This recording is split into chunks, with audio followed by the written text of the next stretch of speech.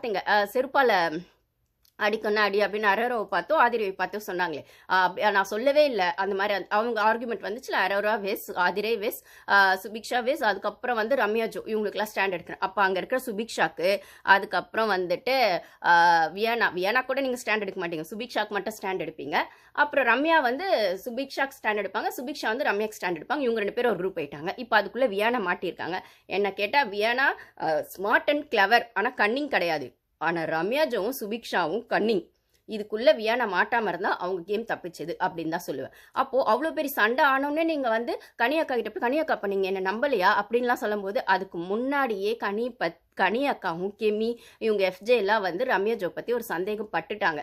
இந்த பொண்ணு அங்கேயும் இருக்குது இங்கேயும் இருக்குது, டபுள் கேம் ஆடுதான் எஃப்ஜே ஒரு வாட்டி கேட்டுட்டாரு. அதுக்கப்புறம் அரோராவும் ஆல்ரெடி ஒன்று சொல்லியிருக்காங்க ரம்யா ஜோ பற்றி இந்த குரூப்பில், பிக் பாஸ் குரூப்பில். அப்போ அதெல்லாம் வச்சு பார்க்கும்போது அரோரா சொன்னது சரிதானோ, அந்த பொண்ணு டபுள் கேம் ஆடுது, அவனை நம்ம கிட்ட வந்து சொன்னதுனாவும் அரோரா தான் இங்கே வரணும்னு சொன்னான். ஏன்னா நானுமே லைவ்ல அதை பார்த்தேன். இவங்க ரம்யா ஜோ சொன்னாங்க, நான் தான் இந்த சைடுக்கு வரலான்னு இருந்தேன், அரோரா கேட்டா அதனால நாங்கள் அமுச்சு வச்சிட்டோன்னு சொன்னவங்க, நீங்கள் அவ்வளோ கஷ்டப்பட்டுட்டு ஏமா சூப்பர் டீலக்ஸ் வீட்டில் இருக்கீங்க. இன்றைக்குமே லைவ்ல அதை தான் சொல்கிறாங்க ஆதிரை கிட்ட. என்னன்னா நாங்கள் ஆதிரை கிட்ட அப்புறம் அங்கே இருக்க கனி எல்லாருமே தான் இருக்காங்க இப்பயுமே. இப்போ சாப்பிட்ட உடனே டாஸ்க் ஆனோடனே.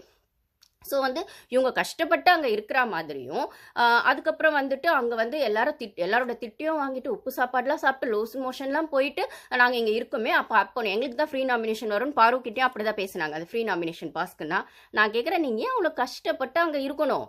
இங்கே ஜாலியாக வந்து இருங்களேன், ஆதிரே மாதிரி நீங்களும் ஓப்பனாக இருங்களேன். அதிலே ஓப்பனாக இருக்கிறது இப்போ எல்லாரும் அடித்தாங்க. நீங்கள் ஓப்பனாக இல்லாதனால தானே தப்பிக்கிறீங்க. அப்போ நீங்கள் டபுள் கேம் ஆடுறத சைலண்ட்டாக ஆடுறீங்க. அவங்க நான் டபுள் கேமாக ஆடுவேன், இது என்னோட ஸ்ட்ராட்டஜின்னு சொல்லி ஆடுறாங்க. உங்களுக்கு என்ன வித்தியாசம்? அவங்க செய்கிறது, ஆதிரை செஞ்சது தப்புன்னா நீங்களும் தப்பு தான் செய்கிறீங்க. அவங்க தப்பை தெளிவாக செஞ்சுட்டு மாட்டிட்டாங்க, நீங்கள் தப்பை தெரியாமல் செஞ்சுட்டு தப்பிச்சிட்டு இருக்கீங்க. இவ்வளோதான் விஷயம் அப்படின்னும் போது இதை ஓப்பனாக வெளியில் கொண்டு வந்தது கமருதீன். அதுக்கப்புறம் திவாகர் சார் அது ஓப்பனாக சொல்வார், இவங்க வந்து சூப்பர் டீலக்ஸ் வீட்டில் இருக்கணும்னு மைண்ட் ஃபிக்ஸ் பண்ணிட்டாங்க ஒரு குரூப்பு, அதுலேருந்து இங்கே வரமாட்டாங்கன்னா அங்கேயே இருக்கிறீங்க. ஃப்ரீ நாமினேஷன் பாஸ் வருது, வேலை செய்ய வேணாம், டைமுக்கு ஃபுட்டு வருது. அந்த ஃபுட்டை கேட்கும்போது கொஞ்சம் அழுத்தி கேட்டிங்கன்னா பிரச்சனை ஆயிடுது. ஸோ ஒரு அழுத்தி கேட்டாலும் கேட்கலனால நம்மளுக்கு வர ஃபுட்டு வரதான் போகுது அப்படிங்கிறதுக்காக நீங்கள் சொகுசாக உட்காந்துருக்கீங்க, அங்கே தூங்குறீங்க நல்லா. நேற்று அவ்வளோ தூரம் பிக் பாஸ் சொன்னதுக்கு அப்புறமும் நீங்கள் இன்னைக்கு லேட்டாக தான் எழுந்திருக்கீங்க, டிசிப்ளின் இல்லைன்னு சொல்லும் போது. அப்போது சீக்கிரமாக ஒரு லுக்கு பாரு எழுந்து வந்துடுறாங்க, வினோத் எழுந்து வந்துடுறாரு, திவாகர் சார் கூட ஒரு லுக் எழுந்து வந்துடுறாரு. இந்த சுபிக்ஷா இந்த ரம்யா ஜோதா தூங்கிட்டே இருக்காங்க. வியானா வந்து சூழ்நிலைக்கு ஏற்ற மாதிரி தன்னை மாற்றிக்கக்கூடிய பக்குவம் இருக்கும். சோ அவங்க தூங்கணும்னு சொல்ல மாட்டாங்க, இல்ல சீக்கிரமா எழுந்து வர மாட்டாங்க. அந்த டைம்க்கு என்ன தேவைப்படுதோ அதை செய்வாங்களே தவிர அவங்கள அதை செய்வாங்க, யாருக்கும் இன்ஃப்ளூயன்ஸ் ஆக மாட்டாங்க.